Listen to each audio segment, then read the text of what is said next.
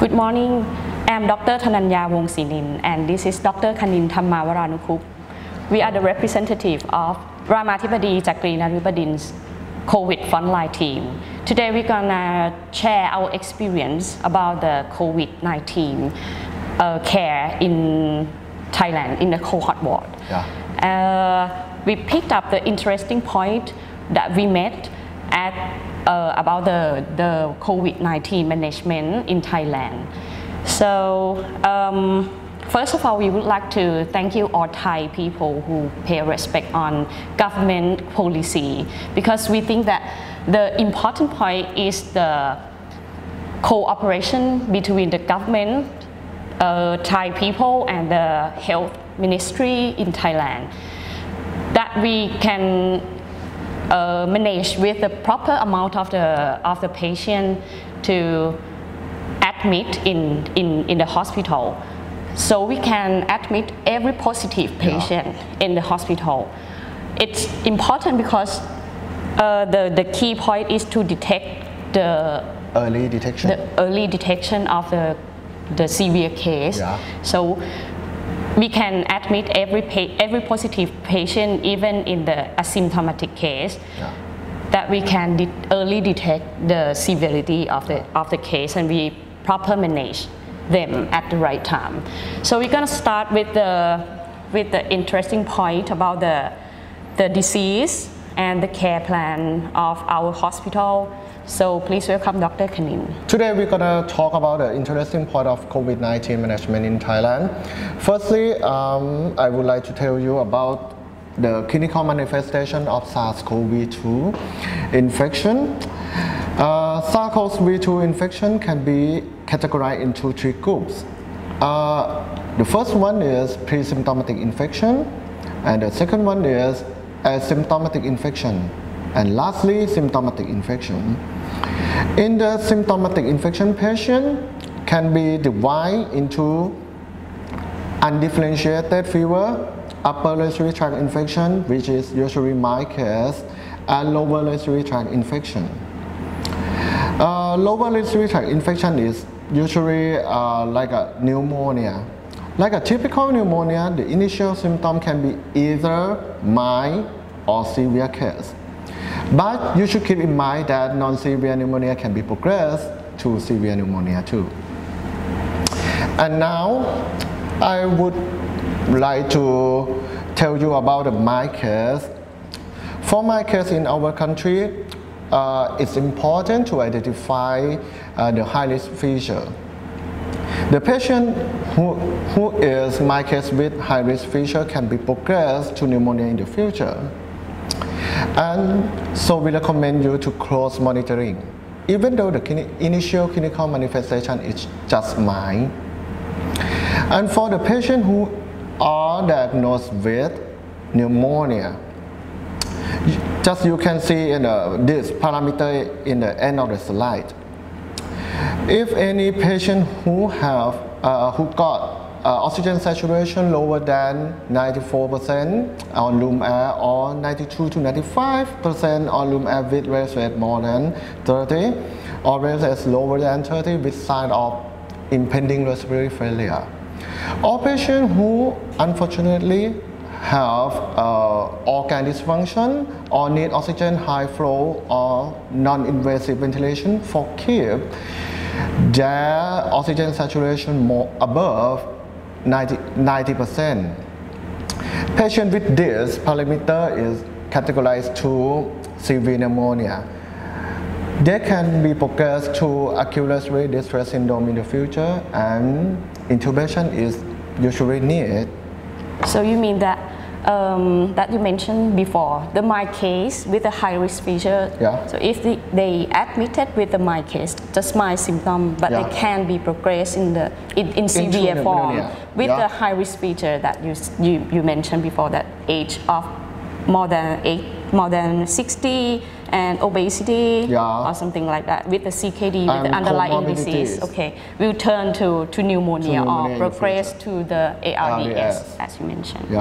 Okay. And now I want to tell you about the timeline of COVID-19 patient. As mentioned before, even though the initial clinical manifestation is mild, it may progress to more severe after 1 week or from onset of the disease.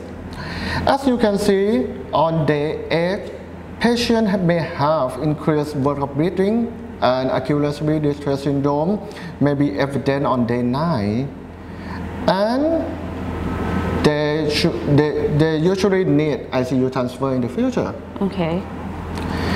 So we move to the time course and event we observe from our experience taking care of COVID-19 patient. As you can see, the temperature. Patients usually have high fever on about day 5 to 7 and persist through the day 10 to 12. At the same time, when the high fever starts, hypoxia may be observed. As you can see, the initial type of hypoxia is usually like exertional hypoxia. So we think that if you can detect exertional hypoxia first, you can detect early detection for the severity of disease. And how about lab?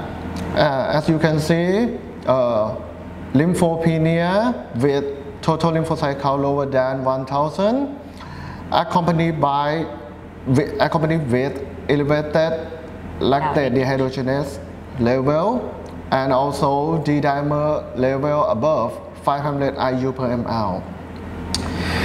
May be detected at the same time when the high fever starts, about day 5 to 7. And I think around day 10, it is a turning point that you can predict the direction of the disease, that the patient may be getting to do better or worse. As you can see, you may start, if the patient getting better, you may start to see fever downtrending. Oxygen saturation is getting better with less oxygen support, and also laboratory. You can see that lymphocyte count increased toward to normal range and reduction of lactate dehydrogenase level. And on the other hand, if the patient are doing worse, high fever maybe persist, and hypoxemia may get worse, and lymphopenia cannot be corrected. Okay, that you mean that, okay, stop with this slide.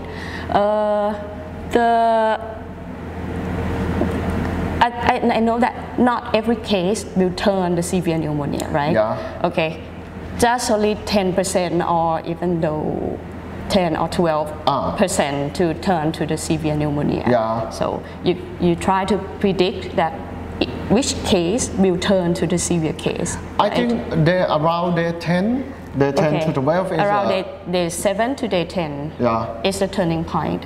If they will turn to severe, they will change about the symptom and the laboratory in day 10. Yeah, about but day 10. If not, after day 10, they will get recover. Yeah. Okay. So that's my case. Just not only the clinical, but also the hypoxia and laboratory. Okay. Okay, test. And now we move to the radiologic finding.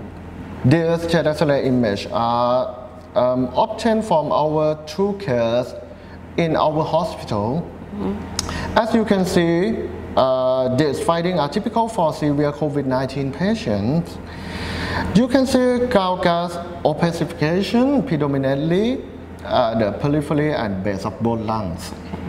Okay, and we show you about the positive correlation between chest image and computer tomography, the CT chest. CT scan.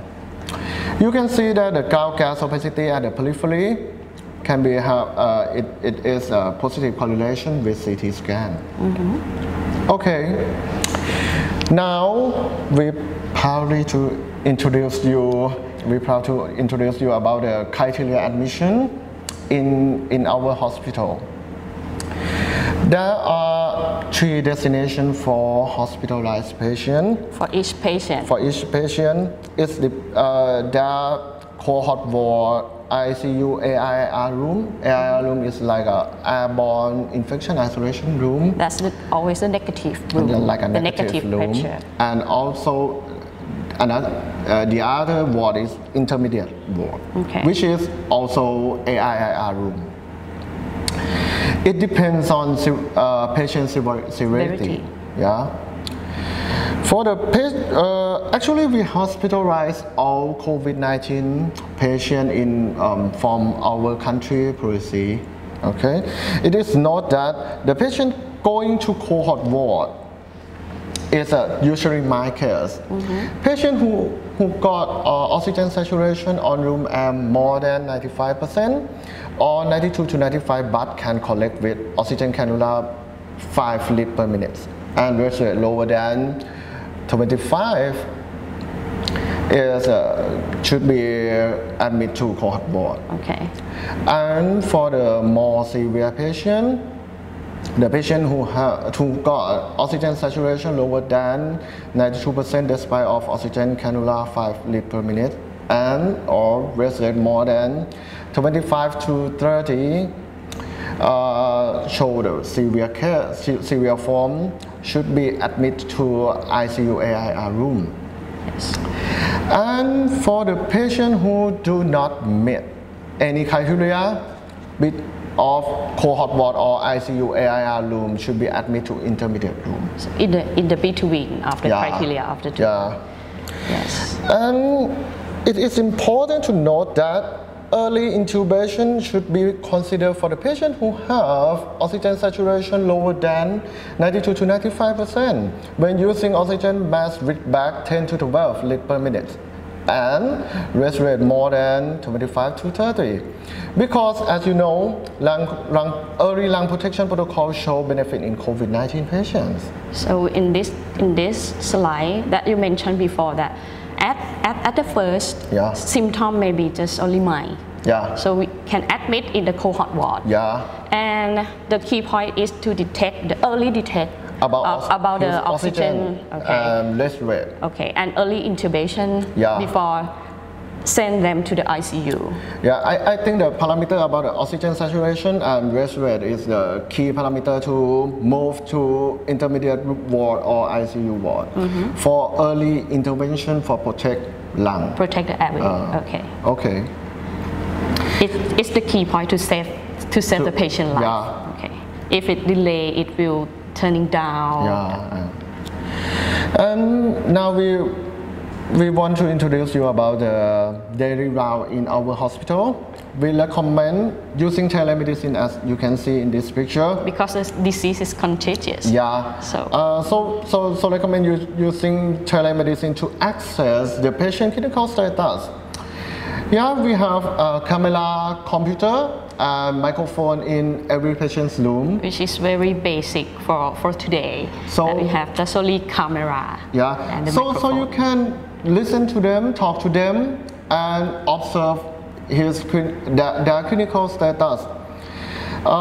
If there is any clinical deterioration from outside the room, and you may wanna ask by telephone if they have fever, cough, dyspnea, or any myalgia, and also the compliance.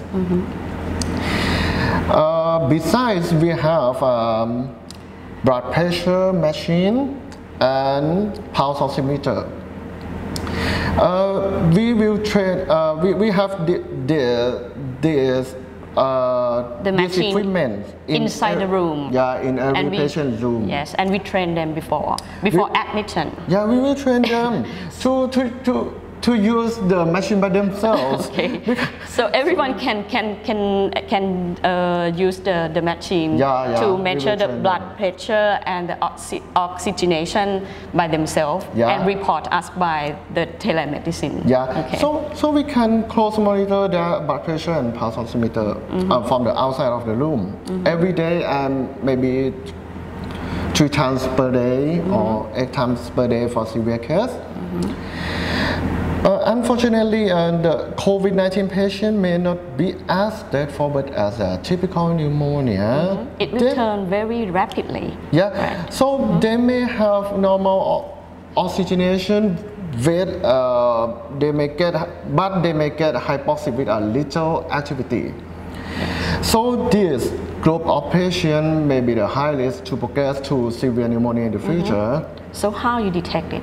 So from our experience, we suggest performing a sessional hypoxia test. As you can see, you just tell patient to lay down on the bed and cycling in the air for 2 minutes. About just 2 minutes. Yeah, just 2 minutes. If oxygen saturation drop greater or equal to 3%, that is a test is positive. Okay. And early respiratory support is required for this group.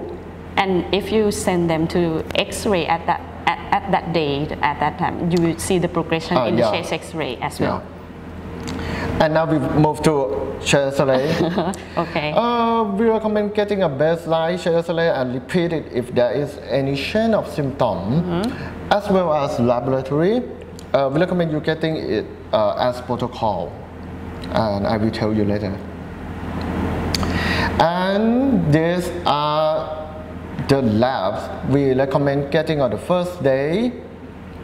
To reduce risk of spreading of virus, we recommend you avoid obtaining a stool exam and spinning urine.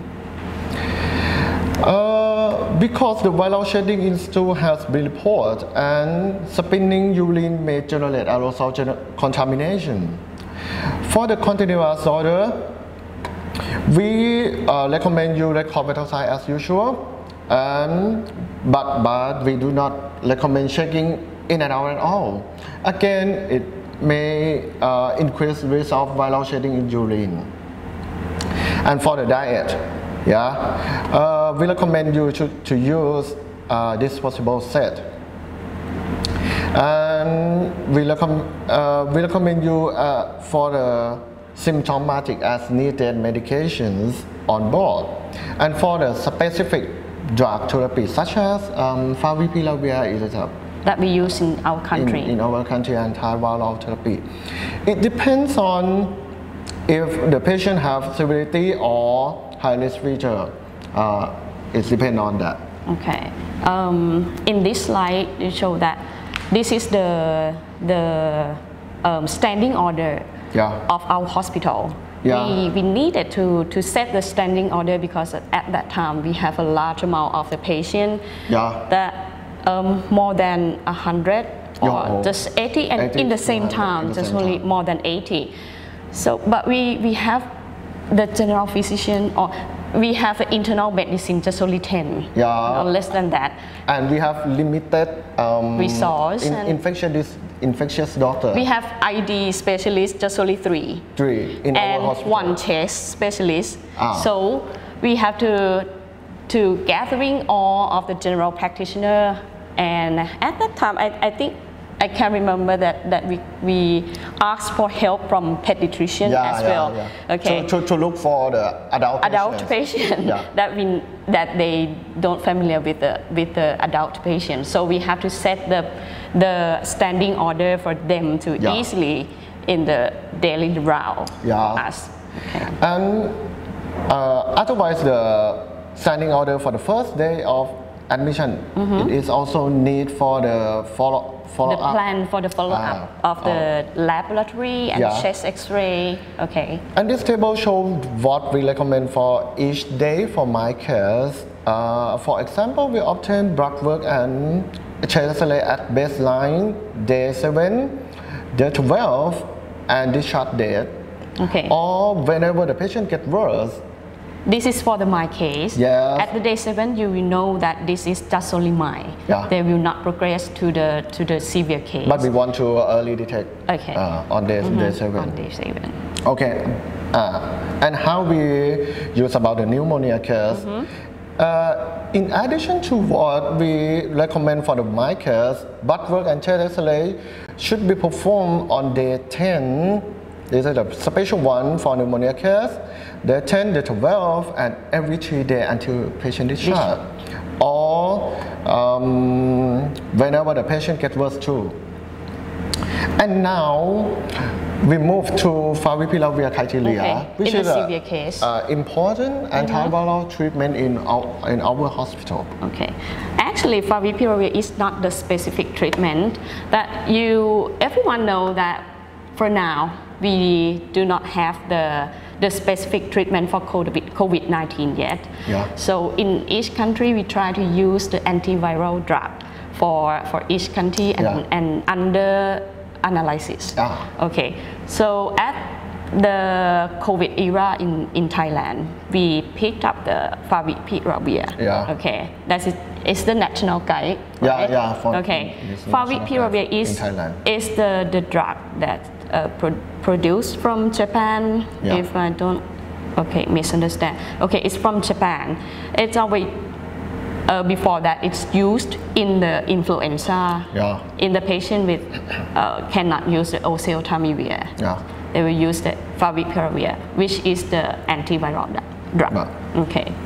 But for So we use- COVID-19 patient, we use it for any pneumonia, not just only severe pneumonia, but also Just only case. mild pneumonia with the progression of the disease in the X-ray. Because we believe that early treatment with favipiravir may inhibit the progression to severe pneumonia in the future or acute respiratory distress syndrome in the future. Okay, so far we don't see any serious adverse event from the favipiravir that we use, but the benefit is under investigation. So maybe we will talk later. Okay, and in severe case, we recommend you to give the venous thromboembolism prophylaxis, because as you know that the embolism in COVID-19 is very common. Okay, because of the endocrine storm and the maybe mechanism, something in the immune process give the high risk of the embolism. We found a lot. High risk of thrombosis too. Thrombosis, yes. We found the number of patients that have the pulmonary embolism and the symptom is getting worse. So we set the criteria for VTE prophylaxis. The inclusion criteria is the patient who were diagnosed as a COVID-19 and age over 18 years, with a weight more than 40 kilograms, with severe pneumonia, respirate more than 30, and the sat oxygenation is less than 93% on room air. So we give them the VTE prophylaxis. And the exclusion criteria is any of the following, which are active bleeding, the low platelet count, the history of trauma or surgery before that, the history of breathing. Yes, the uncontrolled hypertension, hemorrhagic stroke, or need therapeutic anticoagulant already, and the contraindication to blood products or the pork products. A history of the heparin-induced thrombocytopenia before. So this is an exclusion criteria. And we'll give them the low molecular weight heparin in the patient who have the GFR more than 30. And in the patient with GFR less than 30, we give them the unfractionated heparin. Yes. Okay, another interesting point is the depression. As you know that in COVID-19 era, the depression is very high because you have to be locked down, and even especially in the patient that come to our hospital, locked down in the small room and cannot see their family, their friends. So maybe it will be develop the depression in the hospital easily. So we recommend you to use the tool to screening the depression, like we use the PHQ-2 and PHQ-9 to screening the depression. And we advise to set the safe environment to prevent the commit suicide, and consult psychiatrist. For early detect. Yes, for early detect. This is the slide show the room was destroyed by one of our patients because of the delirium. I cannot remember him, I think he's some use of a drug abuse before that, and got the severe pneumonia and got a long period of the sedation in ICU around a week or a couple weeks, maybe just 2 weeks. After he wake up from the sedation and extubation, he got the delirium. Yeah. And then he get the miller in front of room. Yes, in front of the room to destroy our room, our negative room, which is so expensive. Yeah. Okay. So please keep in mind that the patient can get the delirium. Not only our country, I've heard that every country, yes, have the report about the delirium as well. So in the alcoholic people, the drug abuse, or the long periods hospitalization, so maybe need the benzodiazepine to calm him down or antipsychotic.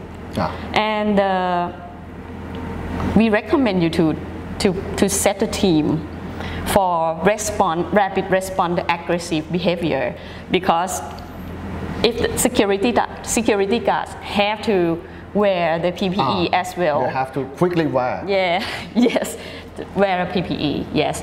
Okay, so you need to rehearse all the plan before. Okay. Okay, as we mentioned before that we have the general practitioner or non-medical doctor round with our team. Yeah. So we have the routine table round in every day by the ID specialist. This is a chief. Our chief. Our chief. Yes. Infectious doctor. Yes. In our hospital. Okay. He will give advice and make a decision on each case. So every day we set the table round in the evening, and each team will report Professor Somnuk to report the my case or the changing of the severity of the case, or some case can discharge from our hospital to go home or to the hospital. So I think this is the key that we can manage the large amount of the patient at the same time. Yes. In the very limited resource like our hospital. Okay.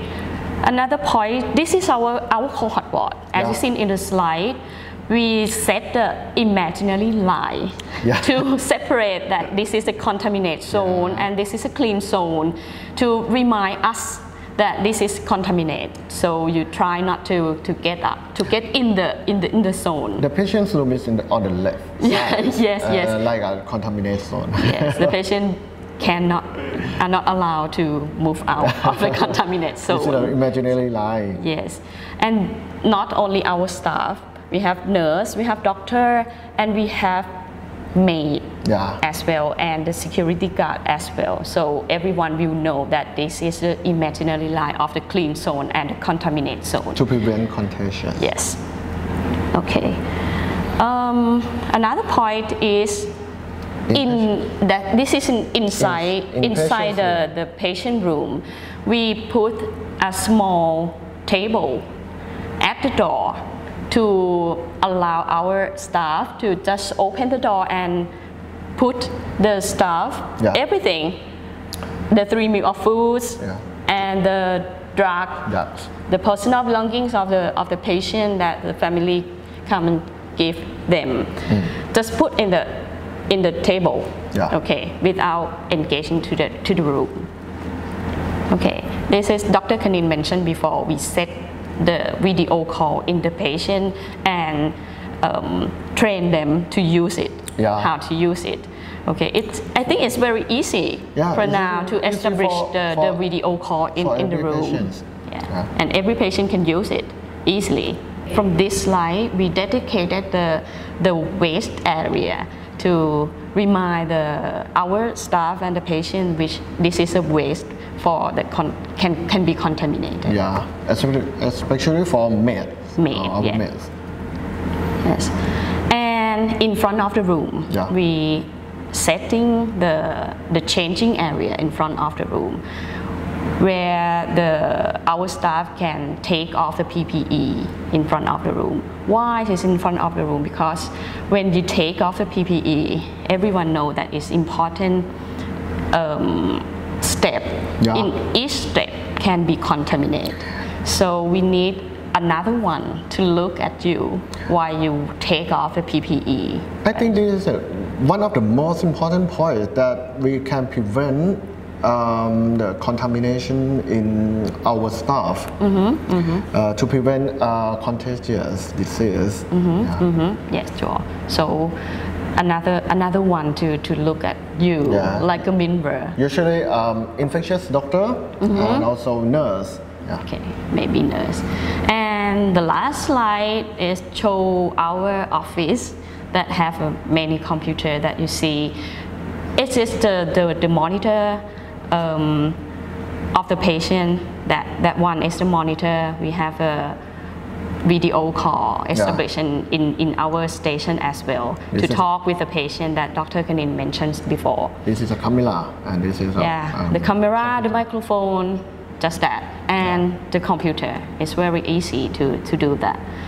So this is our experience to manage with the patient in cohort ward in Thailand at that era. We had a COVID patient at that time for more than 150. Okay, around that. And we can pass it. Okay, with just only 2 case date. And only 10% of the severe case, and everyone can recover and go home. Okay, that we very pleasure about that. Okay, thank you. So thank you very much for your attention. สวัสดีครับ